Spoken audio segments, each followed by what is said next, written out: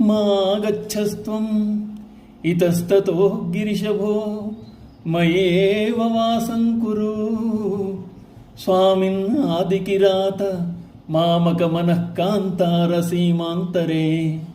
వర్తంతే బహుశో మృగామదజుషో మాత్సర్యమోహాదయ తాన్ హత్వా మృగయా వినోదరుచితా లాభం చ సంప్రాప్స్యసి. ఓ ఆదికిరాతమూర్తి గిరిశ, స్వామి, నీవు ఇటునట్టు పోవలదు. నా మనస్సునందే వసింపు. నా మనసు ఒక మహారణ్యము. అది క్రోధాదులనడి క్రూర మృగములతో నిండి ఉంది. వాటిని వేటాడి వేటయందు నీ గల ఆనందమును సైతం తీర్చుకునేదవుగాక. శివుడు ఆదిభిక్షువు. ఆదిభిక్షువే కాదు, ఆది కిరాతమూర్తి కూడా. కిరాతలకు మృగాలను వేటాడడం వినోదం. ఆది కిరాతమూర్తి ఒకటి వలన కిరాత లభ్య ఫలమంతయు తనయందే లభించుతున్నది కావున మరెక్కడకు పోవలదని అర్థించుతున్నారు శంకరులు. క్రితం శ్లోకమునందు అంతరంగం దుర్గము యొక్క లక్షణాలు కలిగి ఉందని చెప్పిన శంకరులు ఈ శ్లోకమునందు మనస్సును మహారణ్యంగా పేర్కొంటున్నారు. కురుక్షేత్ర సంగ్రామానికి ముందు ఇంద్రుని సలహాపై అర్జునుడు పరమశివుని గూర్చి తపస్సు చేశాడు.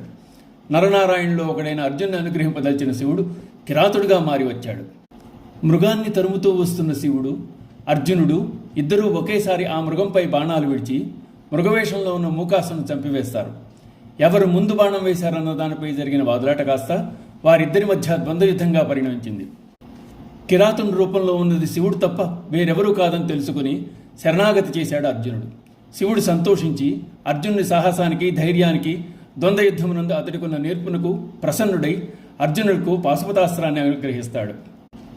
శివుడు ఆది కిరాతుడు కనుక, కిరాతులకు వేట అన్న మక్కువ కనుక శంకరులు తన మనస్సునే ఒక అరణ్యంగా చూపిస్తూ అక్కడ శివుని వేట సాగించమంటున్నారు. వేట కొరకై ఇతర అరణ్యాలకు వెళ్లి ప్రయాస చెందవలసిన పని లేదని, మనస్సు మహారణ్యానికి తక్కువేమీ కాదని, అది కూడా కోపతాపాలు, ఉద్రేకాలు మొదలైన చెట్లతో నిండిపోయిందని తెలిపారు. అరణ్యంలో క్రూర మృగాలున్నట్లే మనసులో కూడా కామ, క్రోధ, లోభ, మోహ, మదమాత్సర్యాలనే మృగాలు ఉన్నాయని, దట్టమైన కారడవిలో సూర్యకిరణాలు ప్రవేశించలేనట్లు జ్ఞానము కొరవడి అవిద్య అనే పెంజీగట్లో కొట్టుకుంటోందని తెలియజేశారు. నా మనస్సు అనే మహారణ్యం నీ కోసం సిద్ధంగా ఉంది. దాని యందు ప్రవేశించు. అరిషడ్వర్గాలనే మృగాలను వేటాడు. మనసునందు ఉన్న కారడుని కార్చిచ్చు దహించి వేసినట్లుగా దహించివేయి. అజ్ఞానాంధకారాన్ని పారద్రోలి జ్ఞానప్రకాశాన్ని కలగజేయి. వేటయందలి వినోదాన్ని నా మనసునందుండి పొంది నన్ను కృతార్థుని చెయ్యి అంటున్నారు శంకరాచార్యుల వారు.